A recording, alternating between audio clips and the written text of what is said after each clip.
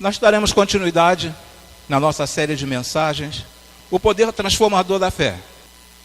Já falamos sobre Abraão, já falamos sobre Isaac, já falamos sobre Jacó, e hoje vamos falar a respeito de José. O pai de José, chamado Jacó, ele teve um papel muito importante em tudo isso que nós fizemos aqui agora. Israel surgiu do nome de Jacó. A nação de Israel foi formada pelo nome de Jacó, quando Deus transformou o nome de Jacó em Israel. E ele, quando se colocou à disposição de Deus, embora tenha falhado na sua trajetória, em alguns momentos, falamos na mensagem do domingo passado, ele se redimiu com Deus, ele se consertou com Deus, e no final da sua vida, a palavra nos diz que 70 dias, Israel chorou na sua morte. Chorou durante 70 dias. E este homem, ele teve 12 filhos. E olha a importância quando nós obedecemos a Deus. E desses 12 filhos, teve um que fez uma diferença enorme. Todos os 12, cada um foi formado uma tribo. Dos filhos, sem contar as meninas. Mas os 12 filhos, cada um formou uma nação. E José foi, vou dizer assim, um dos filhos preferidos de Jacó. Por quê? Porque ele saiu, teve aquele encontro, né, com o Senhor Deus, naquele momento, quando ele teve aquele sonho, conforme os irmãos viram na semana passada. E ali naquele instante, o Senhor Deus falou com ele e orientou que ele fosse para Padã Arã. Mas quando ele chega naquela cidade, ele se afeiçoa por uma pessoa. Afeiçoa por uma pessoa e quer casar com aquela pessoa. E o sogro então fala assim: não, tudo bem, você vai casar com a minha filha, mas você vai ter que trabalhar 7 anos. Vai ter que trabalhar durante 7 anos para casar com a minha filha. E ele falou assim: não, eu tenho um amor pela sua filha, eu vou trabalhar durante 7 anos. E ele então trabalha para Labão durante 7 anos. E aí chega o grande dia do casamento. Lógico que não tinha uma autoridade religiosa na frente, como um pastor ou um padre, mas tinha uma autoridade da época para realizar o casamento. E ele casa naquela noite e vai para as núpcias. E aquele povo, vocês sabem que anda todo coberto, principalmente as mulheres, né? Todo coberto. No dia seguinte pela manhã, ele descobre que a pessoa com quem ele casou, com quem seu sogro deu, não era a pessoa que ele amava. Os irmãos conhecem a história. Estou só repetindo para aqueles que nos visitam, aqueles que não conhecem a história. Então ele descobre que está casado com Lia, a irmã mais velha. E ele chega para o sogro e reclama. Trabalhei 7 anos. E agora tu me dás essa filha, Lia. A Bíblia ainda diz que ela não era bonita. A Bíblia fala que ela não era bonita. Ela não era bonita. A Bíblia fala a respeito disso. Então ele vai e reclama com o sogro. Aí o sogro, jurisprudência, vai lá nos anais, vai lá nos anais e fala assim: aqui na nossa terra, a mais nova não casa primeiro, a mais velha é que casa. E a primogênita é Lia. Então por isso que você casou com Lia. Eu não poderia entregar a outra filha e essa aqui ficar para trás. O amor de Jacó era tão grande que ele vai e trabalha mais 7 anos. Voltei à história, tá, gente? Ele vai e trabalha mais 7 anos para poder casar com a mulher que ele amava, que no caso era Raquel. E com Raquel ele teve 2 filhos. Ele teve José e Benjamim. Logo de início o nome da criança não foi Benjamim, era Benoni, mas teve o nome trocado para Benjamim. E Raquel morreu naquele momento que a criança estava nascendo. Mas José já havia nascido. E acontece que os irmãos não gostavam de José. Por não gostar de José, um dia saíram para caçar e pegaram José e o lançaram num poço após uma articulação entre eles, após uma, como é que eu poderia explicar? Após terem premeditado ali um crime, eles então pegaram José e lançaram dentro de um poço. E falaram primeiro, não, vamos matar José, porque era o queridinho do papai. José era o queridinho lá de Jacó. Então vamos matar. Não vamos matar não, vamos colocar no poço. E lançaram José no poço. E o poço estava sem água. E José ficou lá. Mas quando eles olharam adiante, viram os ismaelitas chegando. E o que eles fazem então? Eles vão e pegam José e vendem para os ismaelitas. E aí José é levado para o Egito. É vendido lá no Egito. E no Egito começa então toda a história de José. E aí nós começamos sobre o poder transformador da fé. José, perdoador pelo poder da fé. Em Hebreus 11, versículo de número 6, a palavra nos diz assim: sem fé é impossível agradar a Deus, pois quem dele se aproxima precisa crer que ele existe e que recompensa aqueles que o buscam. Sem fé é impossível agradar a Deus. Nós podemos pegar as letras da Bíblia, pegar todos os versículos da Bíblia, todos os capítulos, todos os livros da Bíblia. Se nós lermos de uma forma como um livro qualquer, se você não tiver fé naquela palavra que Deus colocou para você, de nada vai servir, de nada vai adiantar. É necessário que eu tenha fé. Perdoar pelo poder da fé, baseado na vida de José, é o assunto que nós vamos trabalhar nesta noite. E logo em seguida, Colossenses 3, versículo de número 13, nos fala assim, suportem-se uns aos outros e perdoem as queixas que tiverem uns contra os outros. Perdoem como o Senhor lhes perdoou. É tão difícil, alguns falam, é tão difícil perdoar, pastor. Eu não consigo perdoar. Aquela pessoa eu jamais irei perdoar. Mas se no final desse versículo fala assim, perdoem como o Senhor lhes perdoou. Nós não merecíamos a salvação, mas Cristo, Deus na sua infinita misericórdia, enviou o seu Filho para que nós fôssemos salvos. Então Deus nos perdoou, nós fomos salvos. Você tem condições de ser salvo também nesta noite, devido ao grande amor de Deus. E nós precisamos seguir as orientações da Bíblia. Mas eu preciso, pastor, trabalhar este amor, este perdão dentro de mim. Até entendo que você trabalha este perdão dentro de você. Até entendo, pela gravidade, pelo tamanho da agressão feita a você, agressão emocional, uma agressão verbal, uma agressão física, de repente, você tem a dificuldade para perdoar esta pessoa. Mas peça ao Senhor para trabalhar no teu coração, peça ao Senhor para, trazer o perdão, a facilidade de perdoar ao teu coração. Eu creio que dentre as pessoas que estão aqui nesta noite, no meio desta multidão aqui, eu creio que existem pessoas que não liberaram o perdão para alguém. E de repente essa pessoa já morreu, e você não liberou o perdão para essa pessoa. Morreu sem eu liberar o perdão para ela.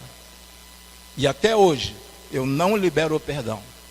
Você continua carregando um fantasma dentro de você. Você continua, carregando um fardo enorme nas suas costas. O texto a seguir nos fala desta forma. Então, Deus lembrou-se de Raquel. Deus ouviu o seu clamor e a tornou fértil. Ela engravidou e deu à luz um filho e disse: Deus tirou de mim a minha humilhação. Deu-lhe o nome de José e disse: que o Senhor me acrescente ainda outro filho. Houve uma grande confusão naquela família, na família de José. Houve uma dificuldade muito grande naquela família. E na família de Jacó, uma grande confusão, e José fazia parte desta confusão.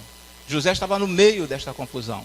Ele tinha de tudo para crescer, ser um rapaz sem uma referência familiar. Tinha de tudo. Porque o pai, casado com 2 mulheres, além de ser casado com 2 mulheres, teve filho com 2 concubinas. Na realidade, ele teve 4 mulheres. Então José tinha de tudo para crescer sem uma referência. E ser vendido para o Egito e ser uma pessoa qualquer, uma pessoa comum. E aí nós começamos a observar, nesse ponto seguinte, sobre o ódio dos seus irmãos. Por que aqueles irmãos tinham ódio de José? Porque José, eu creio, era aquele filho que amava muito aos seus pais. Era um filho que era muito obediente ao pai. Era o filho da esperança, era o filho que Jacó teve com a mulher que ele amava realmente, que era Raquel. Então o José era uma pessoa totalmente diferente no qual o pai amava. E o pai até fez uma túnica para ele, fez uma roupa muito especial para José, de tanto que amava. E os irmãos começaram a observar e ver aquele irmão, aquele jovem, aquele irmão sendo tratado de uma forma especial, se levantaram contra ele.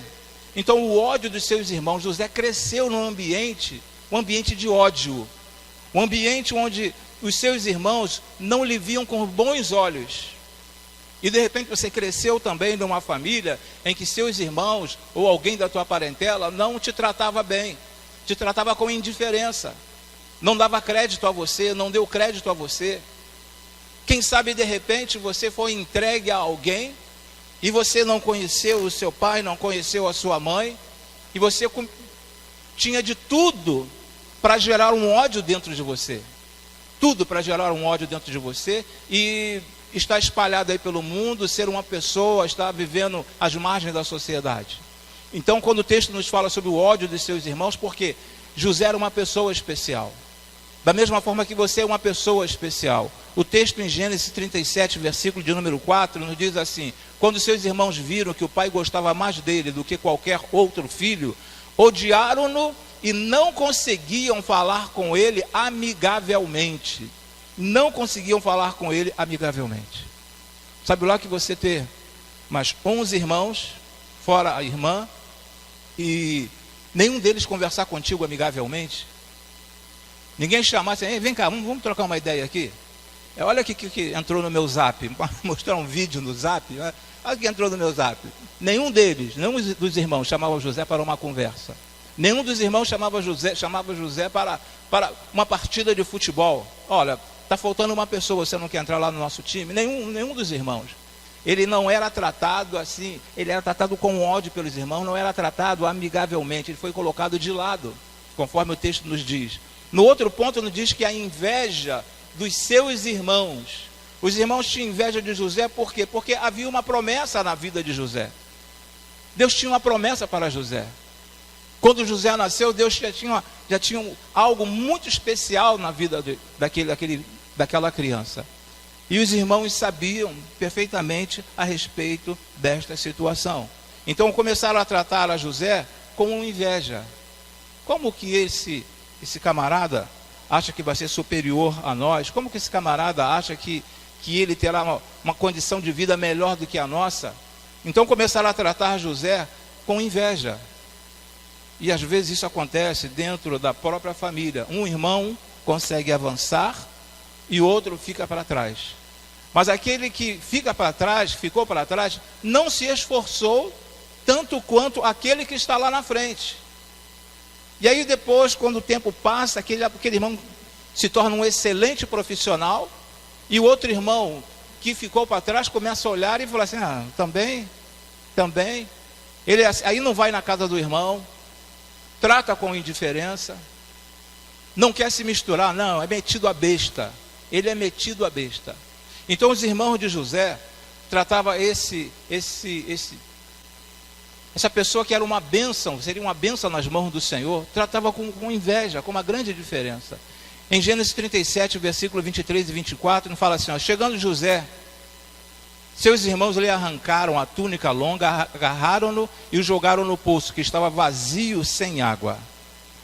E aí no próximo tópico nos fala assim: foi vendido como escravo.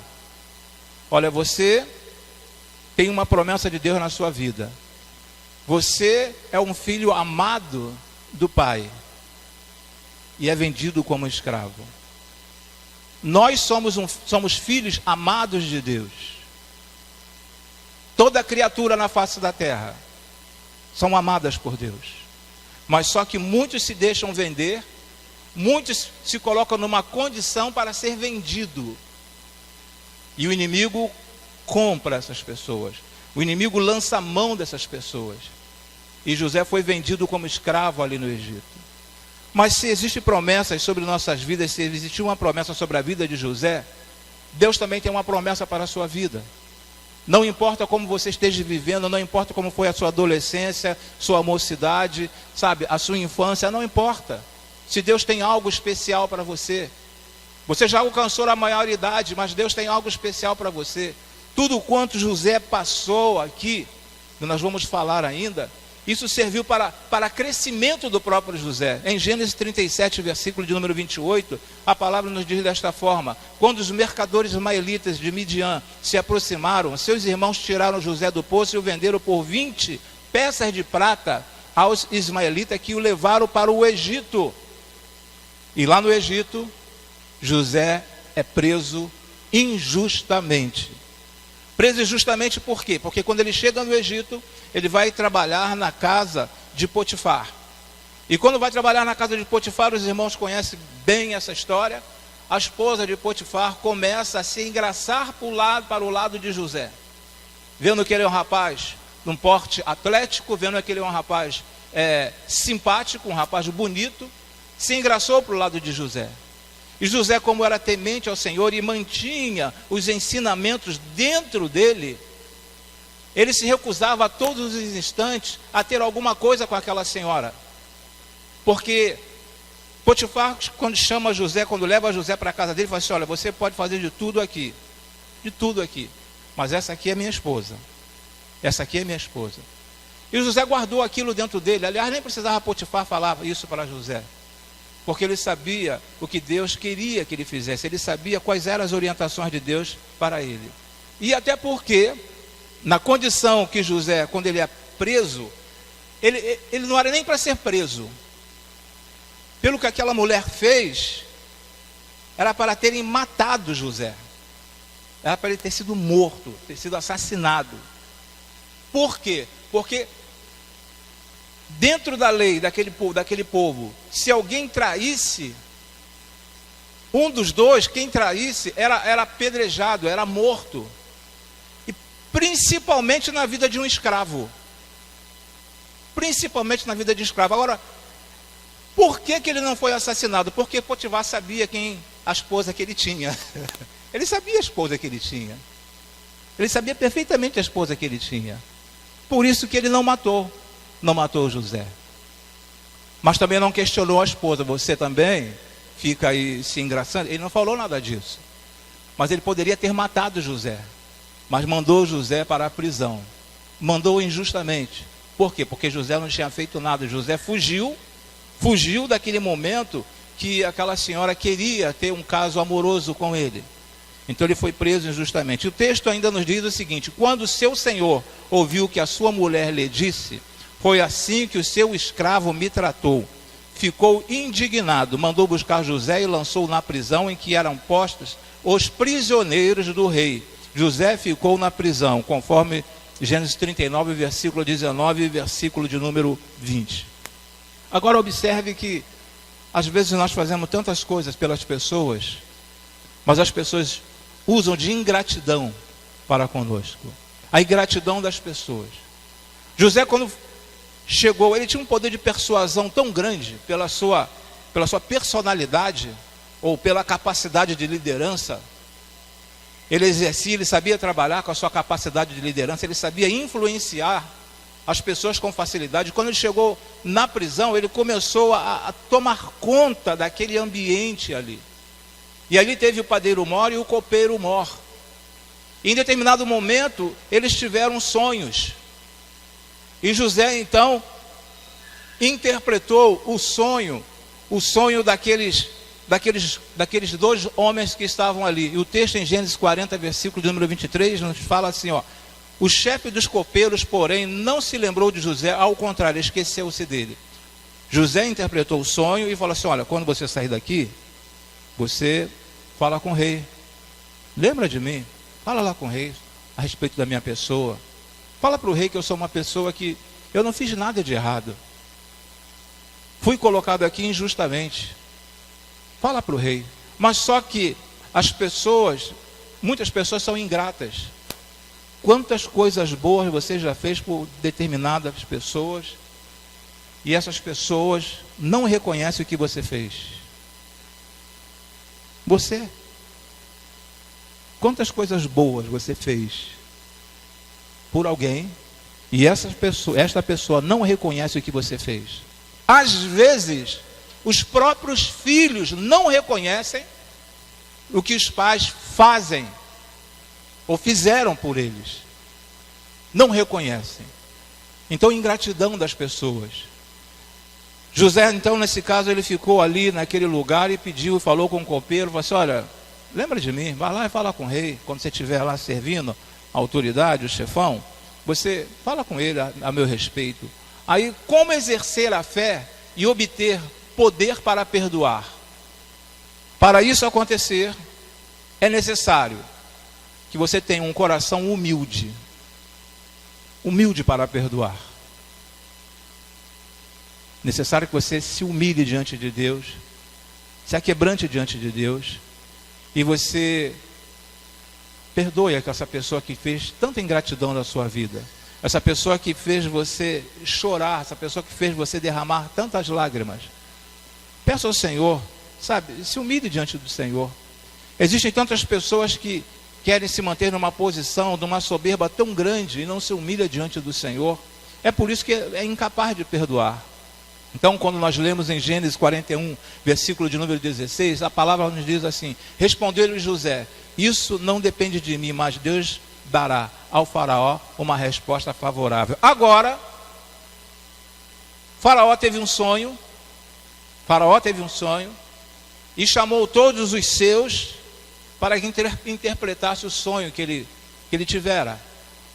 Mas só que aqueles homens ali falaram assim: olha, me fala pelo menos um pedacinho do teu sonho, para que eu possa interpretar. E o faraó então falou assim: não, desse jeito não. Aí sim, aquele rapaz que tinha tido o sonho interpretado, falou assim: meu senhor, meu chefe, olha só, eu tenho lá na prisão, um rapaz, aconteceu comigo, lá enquanto eu estava preso, estava encarcerado, um rapaz com o nome de José, ele interpretou o meu sonho. E eu estou aqui servindo ao rei novamente. Respondeu-lhe José: isso não depende de mim. Foi quando o faraó teve um sonho, e José foi levado à presença de faraó, e faraó então falou assim: olha, eu tive um sonho e gostaria que você interpretasse esse sonho para mim. E José então falou assim: olha, isso aí não depende de mim. Muitas coisas fogem ao nosso alcance. E muitas das vezes nós achamos que nós podemos fazer tudo.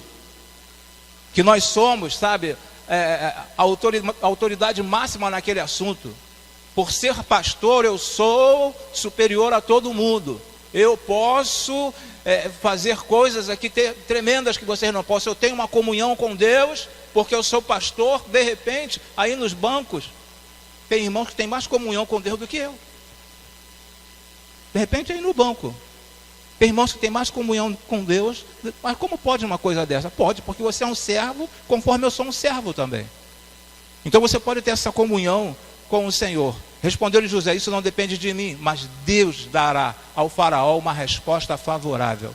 José estava falando o seguinte: olha, eu interpretei o sonho lá do rapaz, mas não veio de mim. Foi Deus que me fez interpretar este sonho. E eu vou consultar o meu Deus. E eu vou interpretar o teu sonho. A pessoa de coração humilde é capaz de salvar uma geração de pessoas orgulhosas. A pessoa de coração humilde é capaz de salvar uma geração de pessoas orgulhosas. Faraó estava rodeado de pessoas orgulhosas. Mas só que no meio de todas aquelas pessoas, e ali naquele cárcere havia uma pessoa de coração humilde. E foi capaz de fazer toda a diferença. Toda a diferença dentro daquele palácio, dentro daquele país. Deu uma nova chance às pessoas. É um outro texto, é um outro assunto. Deu uma nova chance às pessoas. O que estava acontecendo ali? No terceiro dia, José lhes disse: eu tenho temor de Deus. Se querem salvar suas vidas, façam o seguinte. Por quê? Porque vinha uma grande fome sobre o Egito. E José então fala ao faraó, conversa com o faraó o que estaria acontecendo naquela cidade. que estaria acontecendo naquele país. No terceiro dia, José lhes disse: eu tenho o temor de Deus, se querem salvar suas vidas, façam o seguinte. E aí em Gênesis 42, versículo 19 e versículo 20, a palavra nos diz também assim: se vocês são homens honestos, deixem uns dos seus irmãos aqui na prisão, enquanto os demais voltam levando trigo para matar a fome das suas famílias. Dentro do sonho que o faraó teve, José falou que haveria uma escassez muito grande. E essa escassez chegou também lá na família de José. José estava aqui no Egito, mas a fome chegou até a família de José também, a todos os povos. E agora os irmãos de José vão até o Egito, sem saber que aquele governador ali era o seu irmão. Eles não sabiam. E então tem essa conversa aqui que o Senhor coloca nas Escrituras para nós. Se vocês são homens honestos, deixem um de seus irmãos aqui. Isso ele falando para os seus irmãos que foram lá buscar alimento. Deixem um de seus irmãos aqui comigo. O texto seguinte nos fala a respeito de Cristo, quando ele diz assim: o perdão restaura o padrão. Por isso, depois de ter-se arrependido, a pessoa deve ser tratada como se nunca tivesse pecado. José então começa a tratar aos irmãos de uma forma totalmente diferente. Está aqui, ó, vocês podem encher aqui a bolsa deles e eles deixam dinheiro, mas só que quando eles retornavam, que eles abriam a bolsa, o dinheiro estava dentro da bolsa. José não ficava, o dinheiro não ficava dentro do Egito. E eles falam assim: como pode ser uma coisa dessa? Como pode estar acontecendo isso? Mas olha só, era para, quando os irmãos vieram até o Egito, era para José mandar assim: olha, prenda esses homens aí. Dê uma surra, dê um couro em cada um deles. Dê um couro. Mas por que, José? Não interessa, dá um couro em cada um deles. Mas só que o Senhor já tinha trabalhado no coração de José. Deus já tinha trabalhado e José já tinha se quebrantado. José já tinha perdoado os seus irmãos. E é isso, justamente isso que o Senhor Deus quer que você faça também. De repente você carrega um peso muito grande dentro de você por não perdoar alguém. Libere o perdão. Trabalhe o perdão na sua vida. Senhor, me ajude a liberar o perdão. Eu preciso perdoar, porque a tua palavra nos fala a respeito desta situação, assim como eu fui perdoado por ti, eu preciso perdoar também a pessoa que me ofendeu. De repente a pessoa que te ofendeu até já se esqueceu do que fez a você, mas você guarda isso da lembrança até hoje, tem 5, 10, 15, 20 anos. Você continua guardando esta mágoa dentro do teu coração e não libera o perdão. Seja generoso com os que lhe feriram. Seja generoso com os que lhe feriram. Ele foi generoso com os irmãos dele. Fala assim: olha, coloque alimento, manda ele de volta e bote o dinheiro dentro da bolsa. E o texto nos diz ainda o seguinte: em seguida José deu ordem para que enchesse de trigo suas bagagens, devolvesse a prata de cada um deles, colocando-a nas bagagens. Eles dessem mantimento para a viagem, e assim foi feito. Olha só, um homem que poderia manter alimentado o ódio dentro dele, ele se coloca à disposição de Deus, e quando nos colocamos à disposição de Deus, o Senhor Deus, ele nos trata. Ele nos trata. E eu quero dizer a você que a igreja é um grande hospital. Poder tratar de cada pessoa que foi magoada, que foi ofendida, cada pessoa que se sente humilhada. A igreja é um grande hospital para tratar dessas pessoas. Além das pratas em suas malas e alimentos, José os honrou com uma refeição em sua casa. Agora José já chama esses irmãos para almoçar, para uma refeição na sua casa. Em Gênesis 43, versículo de número 16, a palavra nos fala assim: quando José viu Benjamim junto com eles, disse ao administrador de sua casa: leve estes homens à minha casa, mate um animal e prepare-os. Eles almoçarão comigo ao meio-dia. E em 1 Coríntios 2,14 ainda a palavra nos diz o seguinte: quem não tem o Espírito não aceita as coisas que vêm de Deus.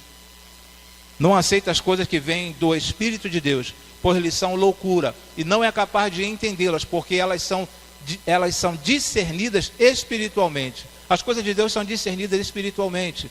Se nós levarmos ao pé da letra, nós não conseguiremos perdoar ninguém. Nós não teremos uma vida modificada, mas só pelo poder da fé, permitindo que Deus trabalhe em nossa vida, é que nós perdoaremos pessoas que nos tenham ofendido. De repente alguém te ofendeu hoje, de repente alguém te ofendeu semana passada, mês passado, ano passado, e você está guardando isso dentro de você. Trabalhe este perdão pelo poder da fé na sua vida. Restabeleça as conexões. Quando se fala aqui sobre restabelecer conexões, em Gênesis 46, versículo 31, a palavra fala assim: então José disse aos seus irmãos e a toda a família de seu pai: vou partir e informar ao faraó que meus irmãos e toda a família de meu pai que viviam em Canaã vieram para cá. O texto nos fala, quando nós lemos essa história de José, nos diz que José, no momento que os irmãos estavam reunidos, ele chegou no local e chorou, mas chorou muito. Chorou muito. E aí, durante essa refeição, ele se fez conhecer. Ele falou assim: vocês não sabem quem eu sou, não lembram de mim? Eu sou José. Eu sou aquele que vocês venderam, aqueles que vocês colocaram no poço, vocês venderam para os ismaelitas, vim parar aqui no Egito.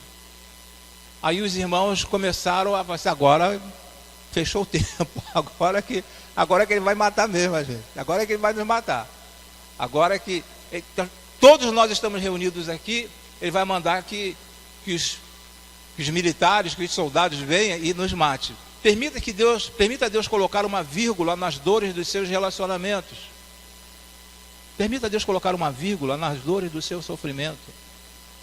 Às vezes nós queremos colocar um ponto final nas dores do nosso sofrimento, mas permita que Deus coloque uma vírgula. Deus colocando uma vírgula, nós sabemos que vai continuar aquela frase. Colocando uma vírgula, nós sabemos que Deus dará continuidade naquilo que Ele tem para cada um de nós. Permita Deus colocar uma vírgula nas dores dos seus relacionamentos. 5. Enxergue o testemunho por trás de cada situação. Enxergue o testemunho por trás de cada situação. Em Gênesis 45, versículo de número 5, a palavra nos diz assim: agora não se aflija, não se recrimine por terem me vendido para cá, pois foi para salvar vidas que Deus me enviou adiante de vocês. O que José estava querendo dizer aos seus irmãos ali? Ele estava querendo dizer o seguinte: às vezes acontecem algumas coisas em nossas vidas e nós achamos que nós não merecíamos aquilo por parte de Deus. Eu sempre fui um servo fiel ao Senhor, e por que isso está acontecendo comigo? Às vezes coisas ruins acontecem em nossas vidas, para quê? Para que lá na frente, eu seja uma pessoa que eu possa dar um testemunho. E José fala aqui, agora não se aflija, nem se recrimine por terem me vendido para cá, pois foi para salvar vidas que Deus me enviou adiante de vocês. Em outras palavras, eu vim parar aqui no Egito, não foi porque vocês quiseram, mas estava nos planos de Deus, para que eu pudesse salvar tantas pessoas, para que não viessem a morrer de fome. Então, querido, saiba que o que você tem passado, o que você já passou, ou de repente o que você irá passar ainda, não encare como a mão de Deus pesou sobre a minha vida. De repente Deus está querendo ajeitar alguma coisa, mas para isso é necessário que Ele mexa em algumas peças nesse quebra-cabeça. E de repente você é uma dessas peças. De repente você está passando por alguma situação, mas você não está entendendo. Mas Deus sabe por que você está passando por essa situação.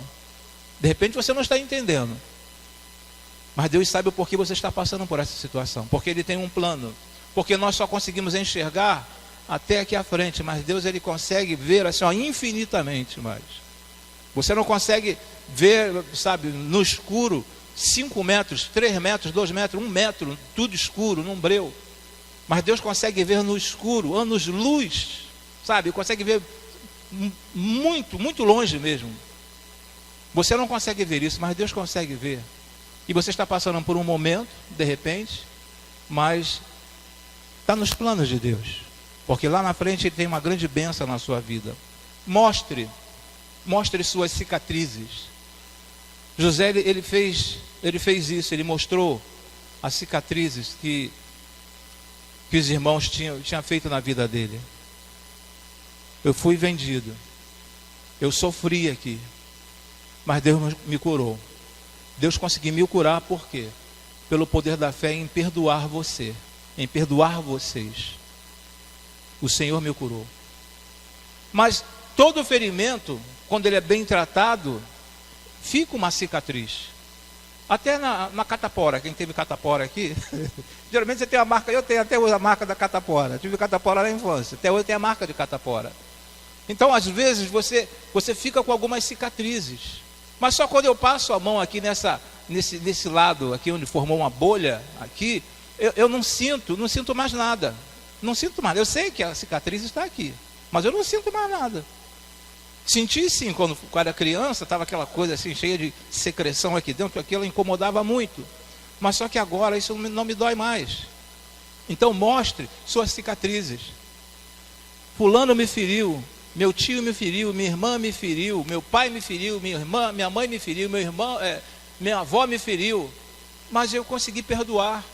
Meus amigos me feriram, mas eu consegui perdoar. Aconteceu, mas eu consegui perdoar.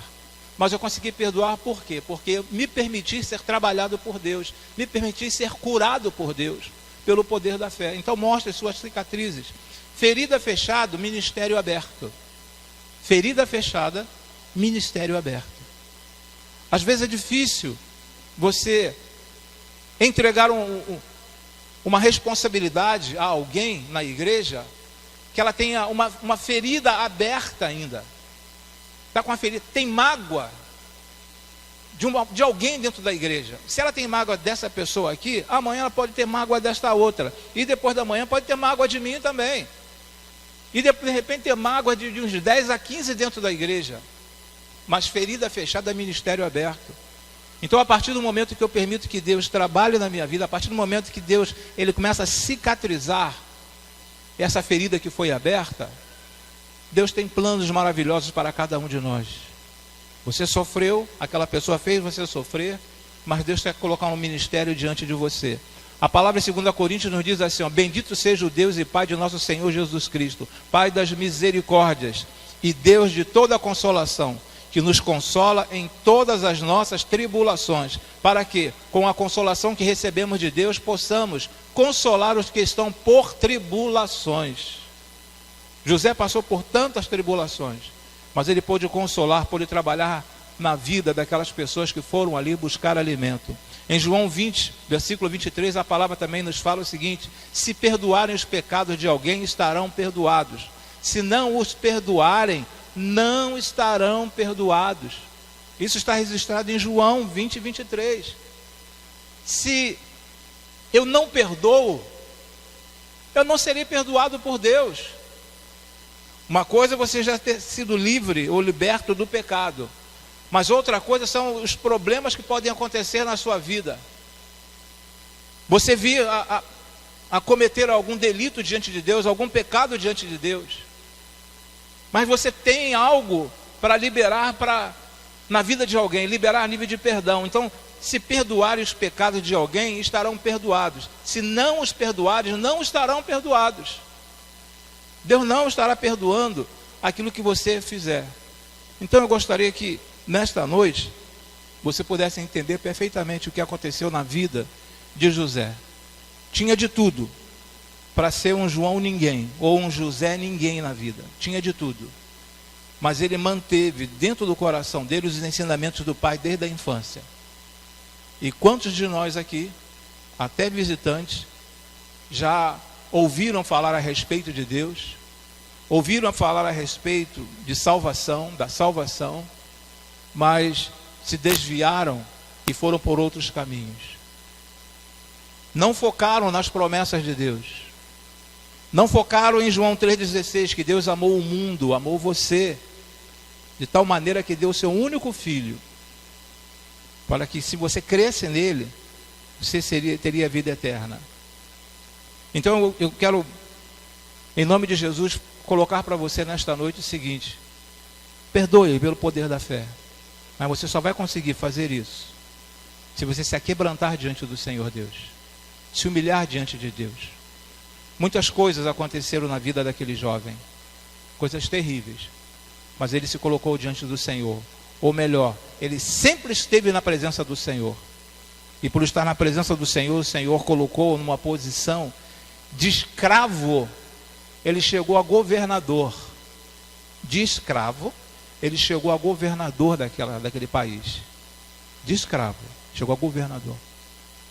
Eu não sei de onde Deus está tirando você. Eu também não sei para onde Deus quer te levar. Mas só Deus sabe onde Ele quer colocar você. O que Ele tem reservado para você. Então, por pior que seja o momento, por pior que seja a situação que você esteja passando, lembre-se que Deus te ama. Lembre-se que Deus quer fazer alguma coisa por você. Lembre-se que mesmo na situação difícil, Deus está olhando para você e está falando: você não está sozinho, minha serva. Você não está sozinho, meu servo. Eu tenho algo especial para você. Vamos orar? Senhor, nós recebemos a Tua palavra nesta noite e aprendemos, ó Senhor, o quanto o Teu servo sofreu. Primeiro dentro da própria família, ó Senhor Deus. Depois naquele país para onde ele foi vendido, ó Senhor Deus. Sofreu ao ponto de chegar àquele cárcere, àquela prisão, ó Senhor Deus. Mas sendo uma pessoa temente a Ti, ó Pai, Tu tiraste aquela pessoa, tiraste José daquela situação e colocou num lugar de honra, ó Senhor Deus.